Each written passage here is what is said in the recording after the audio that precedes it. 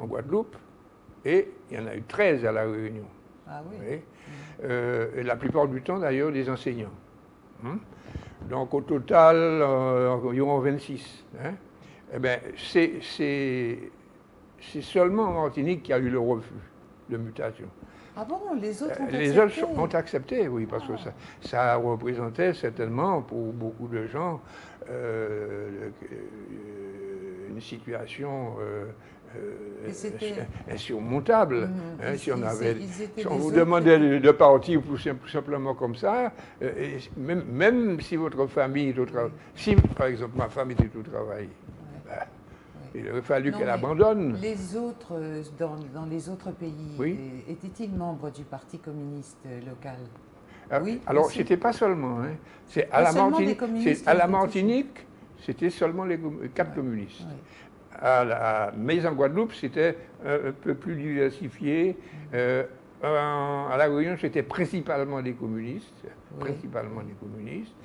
Et en Guyane, c'était pas un communiste. Mais à la Martinique, nous étions tous les 4. Dites-moi, lorsque le public viendra dimanche à l'Atrium à 17h, est-ce qu'il y aura un débat? Est-ce qu'on aura la possibilité de vous poser des questions? Oui, alors c'est ce qu'on veut faire. C'est ce qu'on veut faire.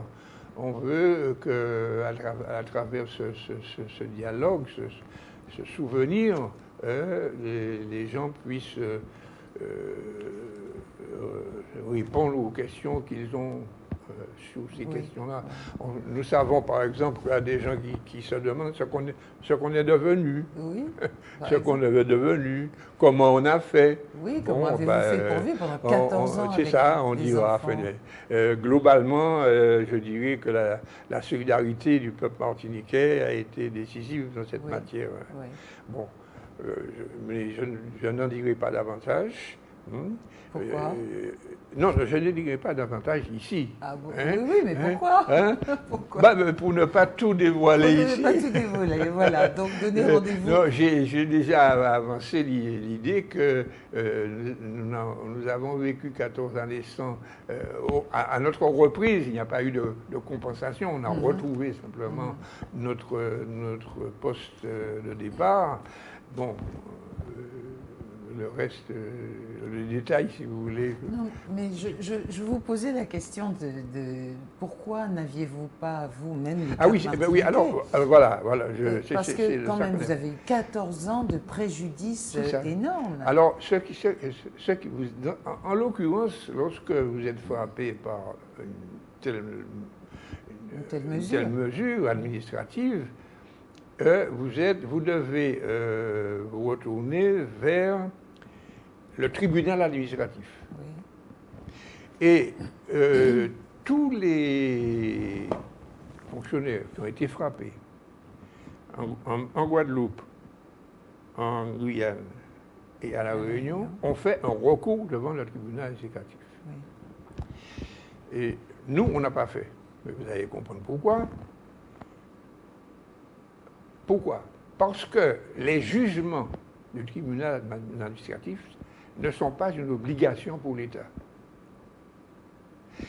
Et tous ceux qui ont fait un recours, le tribunal administratif a pris une position contre l'État.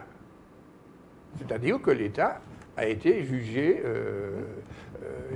coupable. Qu'est-ce que ça pouvait faire à l'État? Il s'était déjà débarrassé. Il s'était déjà débarrassé. Il s'était débarrassé de tous ceux qui le gênaient. Hein. Il était déjà en dehors de l'administration. On ne pouvait pas les conserver. Il y avait un préjudice financier. Attendez, laissez-moi poser ma question quand même. Il y avait un préjudice financier, moral et financier. Vous n'aviez plus de travail, votre famille donc en pâtissait aussi. Vous auriez dû percevoir mais le gouvernement n'a pas tenu compte des jugements, vous voyez. Le tribunal, s'il fait après un jugement, mais il n'en a pas tenu compte. Il a le droit de le faire. Enfin, si vous vous posez des questions, si vous vous interrogez, en tout cas, si vous avez des questions à poser là-dessus, rendez-vous dimanche à l'Atrium à 17 h. Ça va être passionnant parce qu'avec le regard qu'on peut avoir, nous, aujourd'hui, en 2011, sur